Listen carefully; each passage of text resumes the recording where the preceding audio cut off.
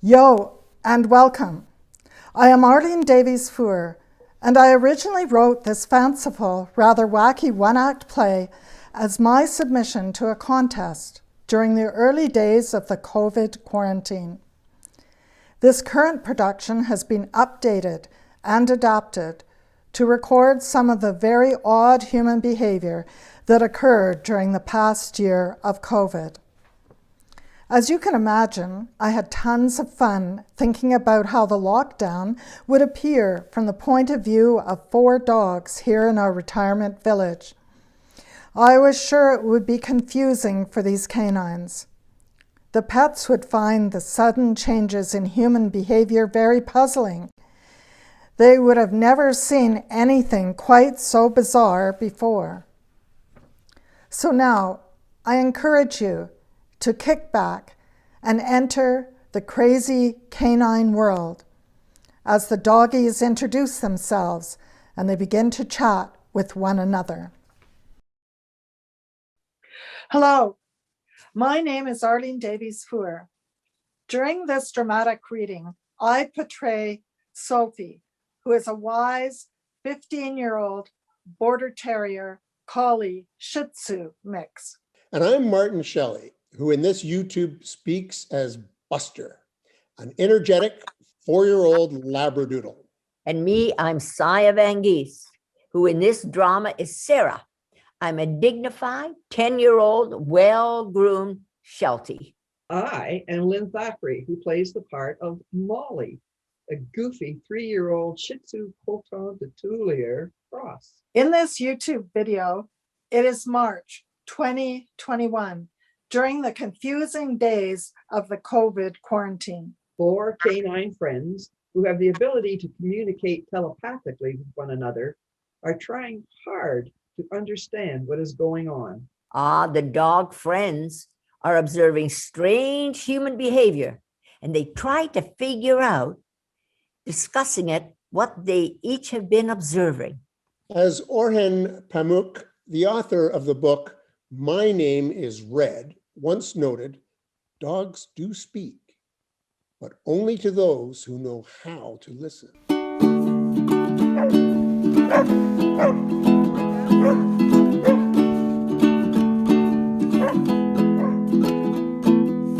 Everything reminds me of my dog.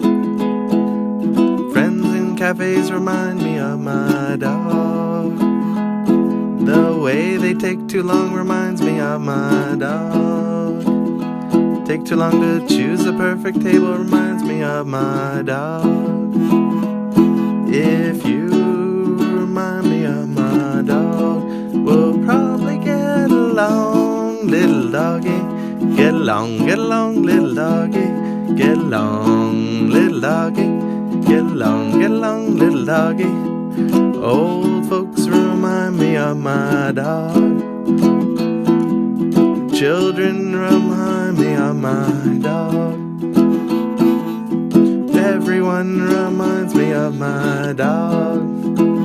Hey, that guy over there, he reminds me of my dog. If you remind me of my dog, you'll probably get along, little doggy. Get along, little doggy. Get along, little doggy. Get along, little doggy. My dog reminds people of their dogs. My husband says I remind him of our dog. The way I jump out of the car reminds me of my dog. Everything reminds me of my dog. If you remind me of my dog, we'll probably get along, little doggy. Get along, little doggy. Get along, little doggy. Get along, little doggy.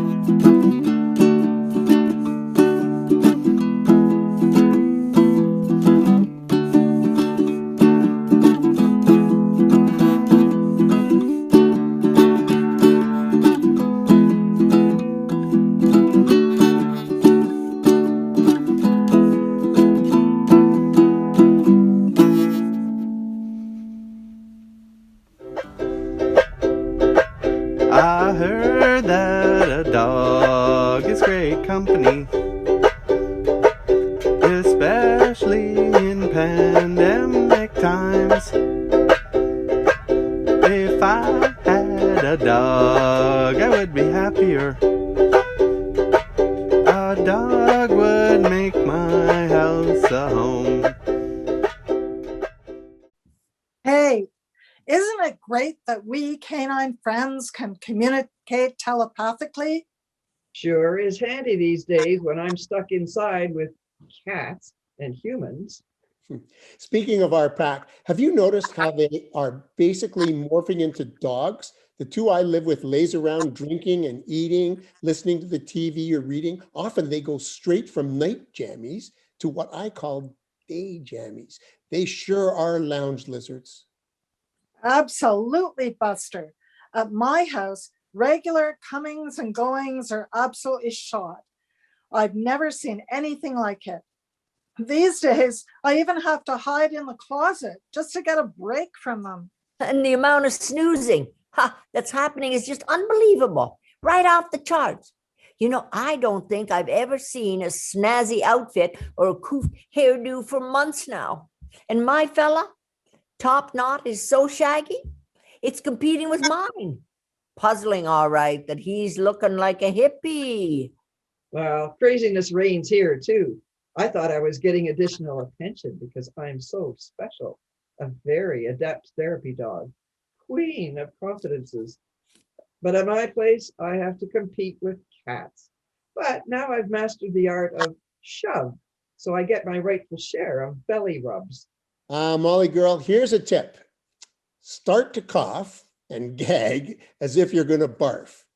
The human will immediately rush over and ask you what's wrong.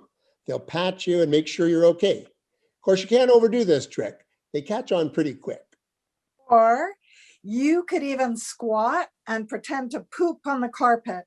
That's pretty effective as well. They'll scoop you up pretty darn fast. You'll see. Seems like we're the ones who will have to shake things up in this sleepy bird. My human's a space cadet. The other day, she runs the water for the dishes. Then she runs off to answer the phone.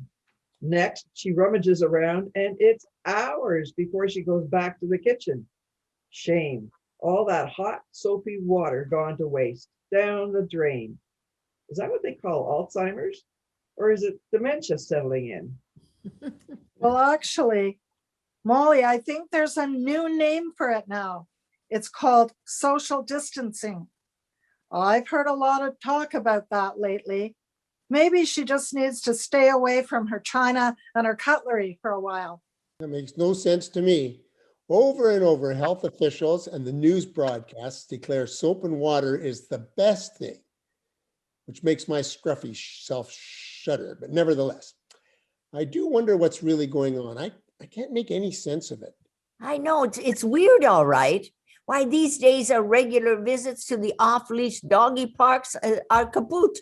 We haven't been to those for eons. Any ideas how come? I think it's something called a COVID operation. I've heard it called that on all the crime shows that we've been watching lately, but I just never dreamt my humble home would become part of such a sneaky scheme. Oh, Molly, I think you mean a covert operation, and I don't think that's what's occurring at all.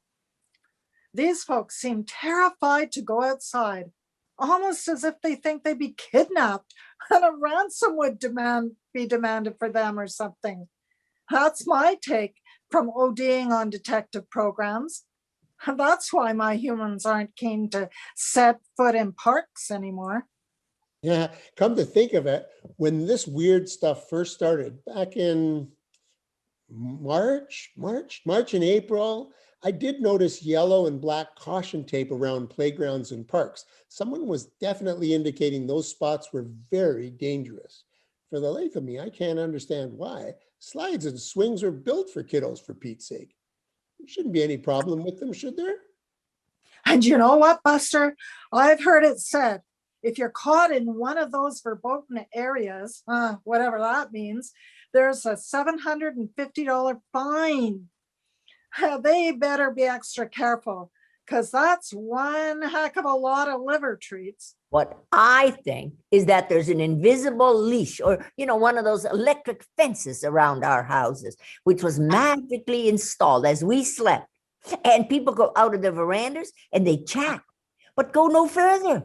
It's because of the stunning electrical field. I'm positive. I haven't found the controller to adjust the range and the voltage, but I keep searching. It's got to be around here somewhere. Well, someone must have found the controller and adjusted things, because during the summer, things loosened up a bit and they started going out more. But I'm curious about something you said earlier, Buster. How many times do you go out for a walk?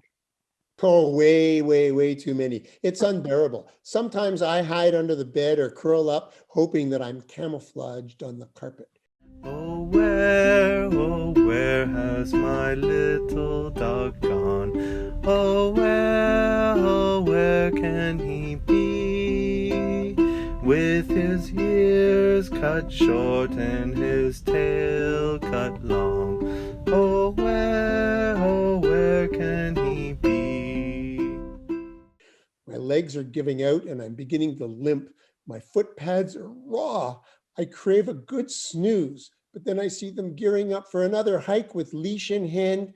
Tabernacle. And when you're out on your bazillion walks around the streets, do you notice something? You don't encounter many humans to bark at or to sniff. Why, we used to pass hundreds on our streets, and now they've vanished. They're removed somewhere, like they were forced into an alien spaceship. And another thing, there's hardly any cars to chase after. What's with that? I thought these guys loved their autos. You're right, Molly. That's definitely suspicious. You'd think with all this time on their hands, humans would be zooming around like maniacs. I think I've got it. Maybe people have created a new game for us, like hide and seek. We have to hunt for hidden humans, channel our blood pound genes, but they're making it challenging, an exciting adventure, you think? It is getting curiouser and curiouser. When they do venture outside, they stay so far apart, like they can't stand each other's smell. Perhaps there's a shortage of deodorant. But scent has never stopped us from getting up close and personal, has it? In fact, we crave it. The stinkier, the better.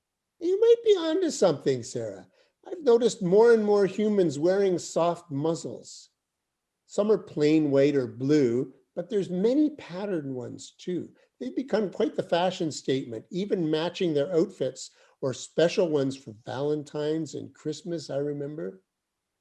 But I bet it's to protect those folks from all the putrid odors. Or it could be something else entirely. Maybe the fabric stops humans from talking or barking too much. Isn't that another way that humans are starting to copy us? Will they start to growl and bite next? Like us. I've noticed how super excited about a car ride they get. They even take a shower before they go out. And then sometimes they change 2 or 3 times before doing even the shortest errand. Everything now seems monumental. It's very eccentric. If you ask me, but maybe it's time for me to suggest a trip to see her vet. That's a good idea, because there's no doubt about it. Bizarre things are happening. Over at our place, about every 10 days or so, the two of them wake up and they're out the door by 7 a.m. without even inviting me along. And an hour later, they bring home the treats and they're killed. Early in the spring, why, they weren't even toting the cloth bags like they used to. Well, I'm really glad that's over. And they're taking those reusable sacks again. All that stuff wrapped in polluting plastic, like they used for our poo bags. That was quite disappointing. Like they didn't care about polluting our beautiful world. Their behavior's odd for sure. All plastic, then no plastic. What changed? Hey, do you guys know? And here's another thing. So much tantalizing baking is going on. I didn't even know my favorite human could cook. I'm getting really tired of over salivating. Yeah, I see folks making trips to the communal herb garden to gather a sprig of mint or some oregano. Looks to me like they're desperate for excitement and an excuse to be outdoors. It's totally mind-blowing. But hey, you have to admit, all this confusion does have an upside. My clan has stopped their annoying habit of breaking my treats in half. They must feel really sorry for me these days, and I'm eating it up. And another plus is those rambunctious grandkids are staying away. They used to be all over here twice a week, but now I haven't seen hide nor fur of them for ages. No pulling my tail, no yelling at me when I destroy their art, no teasing with treat-filled Kong balls. I'm thanking my lucky stars for all of it.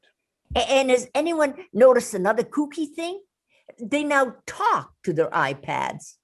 Why, before they just read the newspaper or they read emails or Facebook entries or even play Scrabble, but now they speak to their iPads and they seem happy enough. You know what? I've noticed that sometimes they start yelling, mute, mute, or you're muted. What the heck is that all about? I hear them just fine. They are certainly not muted to me. I know, but sometimes they yell unmute. Then they say, can't you hear me? Of course we can hear you. Do they suddenly need hearing aids or something? I know. It's like some kind of seance with all of them sitting around on a screen. These days, their friends who used to come over with buckets full of treats now just appear virtually. It's totally confusing. What do you think is really going on? They've lost it. Gone totally bonkers. It's like when they first started to have whole conversations with those little tin gizmos out in public. Now it's progressed to chatting to iPads. Seriously, what next? The bed? The microwave? Well, I talk to my bed sometimes. The cozy covers appreciate my company, and I ask it if it's okay to lie down for a nap. Don't you do the same some days? Oh, well, Molly, not all of us are spoiled diva like you. We don't have custom-made little wooden beds with cute, elaborately carved headboards and feet. I have a balled up ratty blanket to rest my weary bones. Well, and speaking of bones, do you think there might be a food shortage?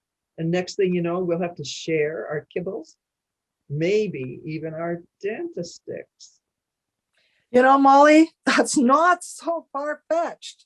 Why, even the other day, I heard my humanoid comment as he opened my tin of tasty meat. This smells so good. I'd say we better be really careful, on our guard, like German shepherds, watchful and wary. Hey, you know what? I just hit the jackpot. Over on the table, I spy a plate with a huge hamburger. Oh, we're just a bunch of dog pals, chatting day and night. Yeah, we're just a bunch of dog pals, chatting day and night. This is delectable, satisfying in the extreme. Why, there's even some cheese on the side for a little tidbit. I hope I won't regret this pig out later this evening. Ah, well, a young fellow like me has to bulk up. What better way than to pig out on human food? Yep, I will pay for flouting the rules, but short-term gain for a little pain is totally worth it. Wouldn't you say? Ah, brag some more, Buster. But arf, oof, grr, hey, wait a minute. You're not going to believe what I just saw out the dining room window. Way better than Buster's hamburger. It's a real honest to goodness wild turkey with strutted into our yard.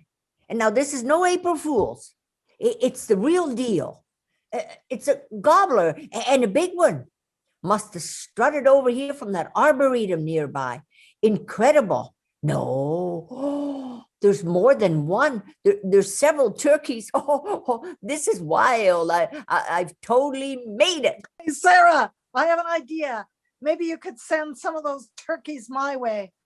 Although I must say, I live with some pretty wild ones as it is. Do you think there's a chance we could get together soon for a real butt sniff? This telepathic stuff is okay as far as it goes, but we hardly see each other and we're neighbors. I haven't been able to hit up my human friends for baked treats for ages.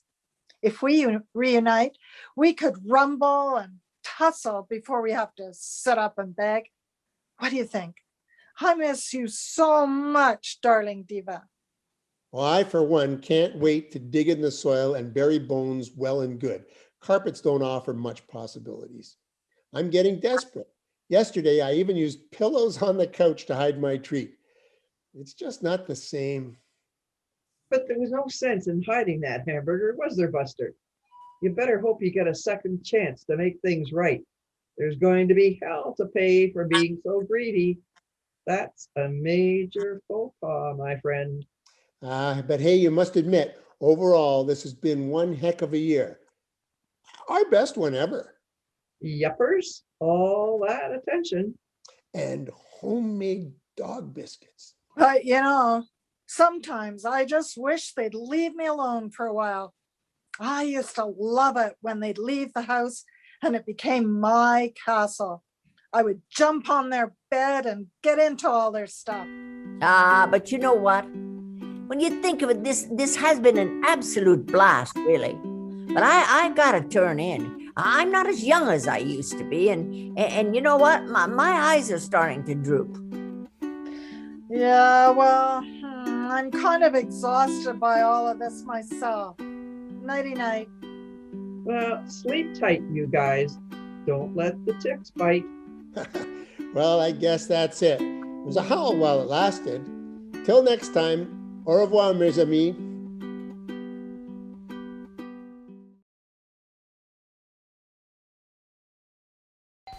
How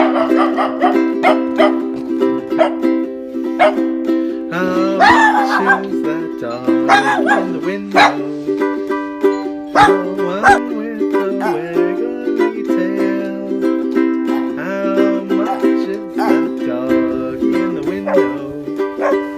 I do hope that doggy's for sale. I heard that a dog is great company, especially in pandemic times. If I had a dog, I would be happier.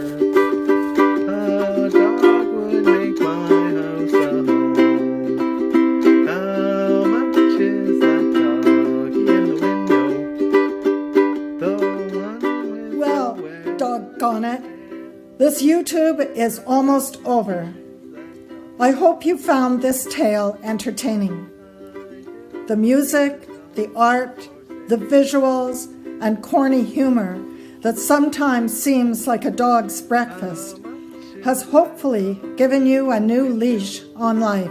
This Dog Daze original play was meant to produce some smiles, as it provides a snapshot of life during the time of COVID, when suddenly the human world was turned upside down and we had a reprieve, and some of us found we no longer had to work like a dog.